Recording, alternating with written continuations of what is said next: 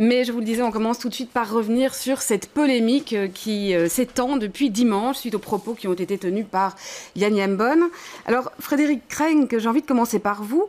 Est-ce que les propos qui ont été tenus par Yann Yambon portent réellement atteinte à la séparation des pouvoirs ? En tout cas, c'est difficilement compréhensible et pour tout dire inacceptable dans le chef d'un ministre en exercice. Ça porte atteinte à l'indépendance de l'avocat parce qu'il faut le rappeler, l'avocat est un homme libre. Donc au sein du prétoire, donc au sein du tribunal, il jouit d'une immunité de plaidoirie. Et par ailleurs, l'avocat est un être indépendant en ce sens qu'il ne doit rendre de compte à personne et certainement pas à une autorité exécutive. Et d'autre part, l'avocat n'est pas le juge, donc l'avocat soumet des questions, soumet des arguments et il appartient au juge ensuite de trancher et de dire le droit. Et donc il me semble que le ministre Yambon méconnaît à la fois le rôle et le statut de l'avocat. Et par ailleurs, me semble-t-il, il y a quand même un petit problème au regard de la présomption d'innocence dès lors qu'on vient vous dire qu'une peine doit être appliquée alors même que la personne, le principal intéressé n'a pas encore été jugé.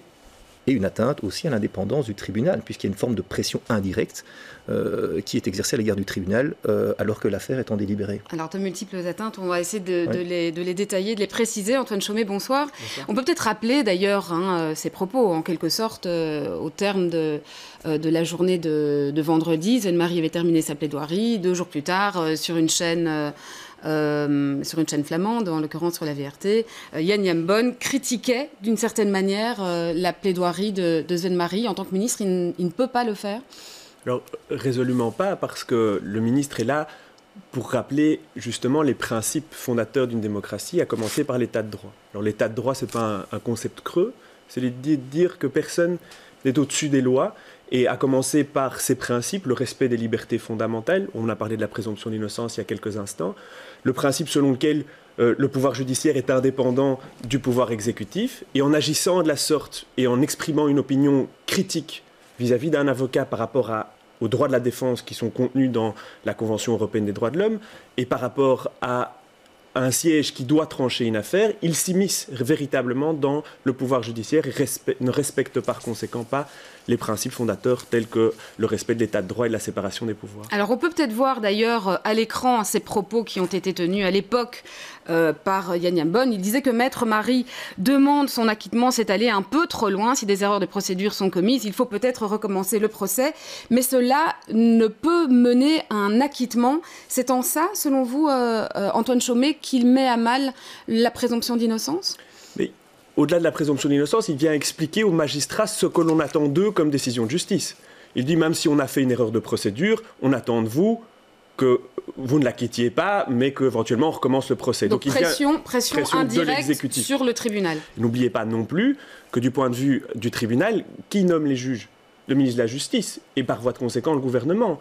Et donc on pourrait imaginer, si on extrapole un peu cette hypothèse, c'est-à-dire que l'exécutif vient systématiquement désavouer certaines décisions judiciaires, refuse de les exécuter comme on le voit dans certains cas, bien peut-être que certains magistrats se sentiront moins indépendants dans leur pouvoir de juger. Et ça, c'est inquiétant parce que ça peut être à terme les prémices d'un État avec un plein pouvoir du côté de l'exécutif et donc les prémices d'un État totalitaire. Oui, ce sont des mots assez durs là que vous avez. Prémices d'un État totalitaire, selon vous ? Mais on le voit, c'est un peu un mouvement d'ensemble. La manière dont on asphyxie aujourd'hui le pouvoir judiciaire. Il faut que les citoyens viennent dans une salle d'audience et se rendent compte que, par exemple, devant le tribunal correctionnel, on est 25 à 30 affaires fixées que l'on doit traiter en 3 heures avec des peines pouvant aller à plusieurs années de prison que l'on doit juger le plus vite possible. Que les magistrats sont tenus à devoir justifier quasi de manière minutée des tâches qu'ils exécutent, et cela avec des moyens qui sont inexistants. Les magistrats vous évoquent aujourd'hui qu'imprimer une feuille de papier devient un parcours du combattant. Et donc, notre impression, c'est que ça fait partie d'un mouvement d'ensemble. On asphyxie d'un point de vue financier le pouvoir judiciaire, et en plus, on s'autorise à le critiquer à intervalles réguliers, à estimer que c'est une quantité négligeable dans l'équilibre des pouvoirs. Frédéric Ray, une réaction à ces termes. Mais c'est vrai qu'on en a entendu beaucoup ces derniers temps. On a entendu notamment Manuela Cadelli évoquer le cas de la Hongrie et de la Pologne à titre de comparaison. Alors, prémisse d'un État totalitaire, comment vous réagissez? Je dirais que chacun use sa liberté d'expression comme il l'entend. C'est ça aussi le propre du régime démocratique. Est-ce que vous partagez cette de là à comparer, je ne sais pas si vous me posez la question par rapport à la Hongrie ou par rapport... par rapport à ces termes de... on peut se poser la question de... où on peut avoir des craintes sur notre état de droit. Par rapport aux propos de Yann Bon, il y a un double problème que j'ai souligné. C'est d'une part l'indépendance du barreau qui est totale et d'autre part la séparation des pouvoirs, c'est-à-dire qu'un ministre en exercice ne s'exprime pas, n'essaye pas d'influencer de manière indirecte le cours d'une procédure. Maintenant, si de manière plus large, il y a un recul des libertés, en ce qui concerne, je dirais plus particulièrement les immissions du politique dans le judiciaire, il faut se souvenir aussi de l'affaire Dutroux, au moment où Jean-Luc Dehaene appelait la Cour de cassation à faire preuve de créativité au moment où il était question du désistement du juge Conrott. Je songe encore au Fortisgate, où il y avait eu des allégations d'ingérence politique, en tout cas de pression de politique à l'égard de magistrats. On est dans le même cadre aujourd'hui, dans le même ordre d'esprit aujourd'hui. Oui, les comparaisons sont toujours boiteuses. En tout cas, ce qu'il importe, et c'est ça, je crois, le message essentiel, c'est que les avocats jouent le rôle de vigie de la démocratie et des droits fondamentaux.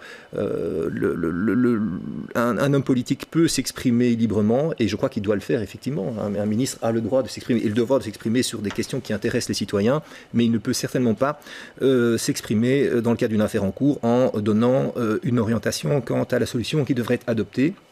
Et par rapport aux magistrats, évidemment, eux aussi ont droit à la liberté d'expression, mais ils sont aussi tenus à un devoir de réserve. Et ce devoir de réserve n'est pas toujours respecté, selon vous ? C'est une question assez difficile. Je pense que les revendications des magistrats sont tout à fait légitimes, en ce sens qu'il n'y a pas suffisamment de moyens qui sont alloués à la justice. Mais je pense qu'il y a un communiqué très intéressant qui a été émis hier par le Conseil supérieur de la justice, qui rappelait, à mon sens, et j'y adhère pleinement, qui soulignait ce message suivant: chacun à sa place. Et ce message disait en substance qu'on ne peut pas revendiquer la séparation des pouvoirs et en même temps revendiquer le pouvoir de l'autre. C'est-à-dire que la justice doit aussi être en dehors du jeu politique. Ouais, et c'est pas tout à fait le cas. Peut-être Antoine Chaumet, une réaction là-dessus ?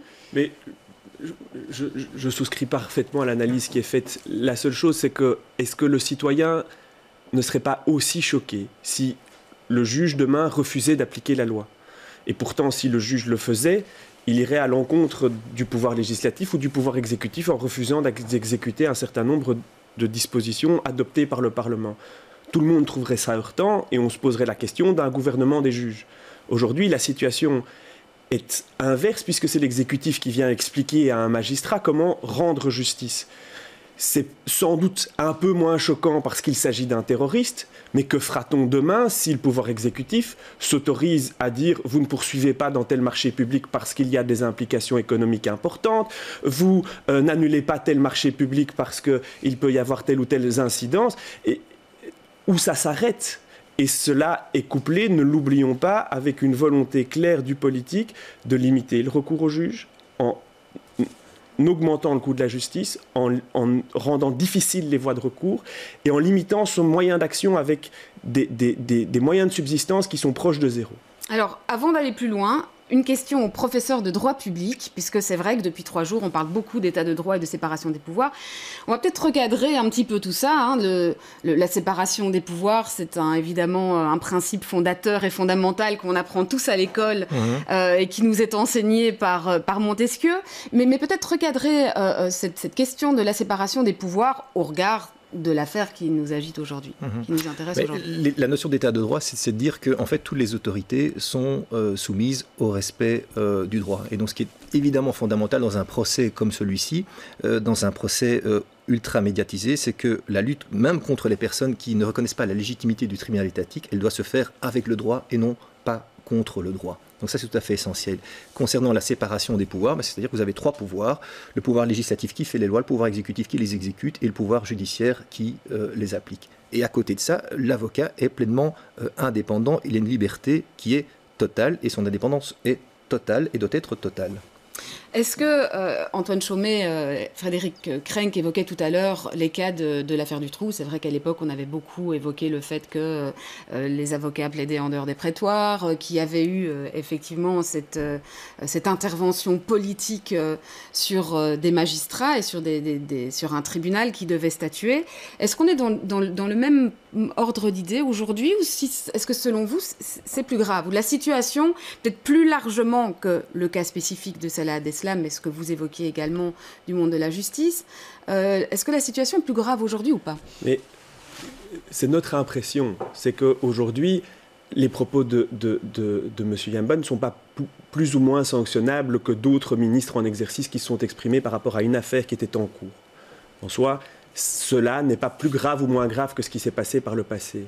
Mais ceci, combiné à toute une réflexion d'ensemble, qui est de ne plus permettre à la justice de fonctionner, parce qu'elle n'a plus les moyens financiers, qui est, deuxième aspect des choses, les réformes pot pourries dont le ministre de la Justice a mis en place, qui consistent à limiter la possibilité qu'un citoyen ait d'avoir accès à la justice, qui est la volonté aujourd'hui de rendre le rôle du juge d'instruction un simple gratte-papier autorisant une visite domiciliaire, qui est celle du ministre, au secrétaire d'État à l'asile et la migration, qui est de refuser l'exécution de certaines décisions de justice et d'accepter qu'on vienne jusqu'avec un huissier de justice dans son cabinet. Donc pour vous, oui. Alors, si on analyse ça dans son ensemble, c'est très inquiétant. Réaction, Frédéric Crenc? Ah oui, tout à fait. Moi, je condamne fermement les propos de Yann Yambon. Mais au-delà de ça, je pense aussi qu'il y a quelque chose qui est fondamental, c'est qu'il faut restaurer la confiance du justiciable en la justice. Et ça, de ce point de vue, nous avons tous des libertés, mais même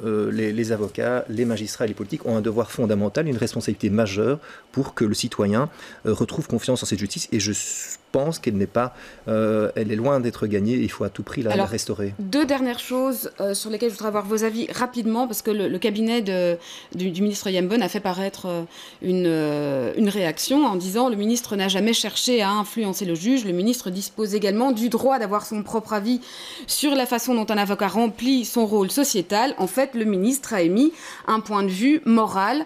Antoine Chaumet, est-ce que ce n'est pas aussi sa liberté? Non. C'est un ministre en fonction, il a des responsabilités, il n'est pas là pour faire part d'une émotion. Les émotions, il les a, mais il les garde chez lui et dans son fort intérieur. D'accord avec ça, Frédéric Crenc? Oui, il a une conception particulière de la morale à laquelle je n'adhère pas.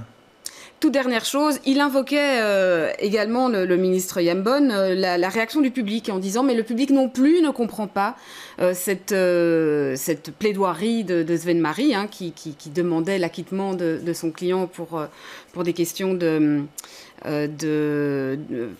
avait plaidé l'irrecevabilité de son client, invoquant le non-respect de l'article sur l'emploi des langues.